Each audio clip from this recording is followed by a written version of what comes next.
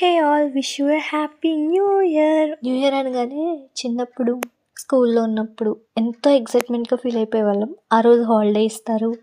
కానీ మనం ఆ రోజు ఏంటంటే ప్రిపేర్ అయ్యేవాళ్ళం కదా. ఎలా అంటే ఇప్పుడు గ్రీటింగ్స్ తీసుకోవడం, ప్రిపేర్ చేసుకోవడం, వాళ్ళ పేరు రాయడం, ఎవరికి ఏది ఇవ్వాలనేసి ఆ కార్డు పైన పేరు రాసేసి ఫ్రమ్ టు అని చెప్పి ఎవరికి ఇస్తున్నాం అనేసి పేరు రాసుకొని దానికి ఒక చాక్లెట్ పెట్టి ఒక ఎన్వలప్ అటాచ్ చేసి ఆ ఎన్వలప్లో ఇవన్నీ పెట్టి ఇచ్చేవాళ్ళం అనమాట. ఆ ఎక్సైట్మెంట్ అంతా మనం 31st రోజు అంతా ప్రిపేర్ చేసుకుని మొత్తం ఫస్ట్న స్కూల్కి వెళ్దామంటే ఆ రోజు హాలిడే ఇచ్చేవారు.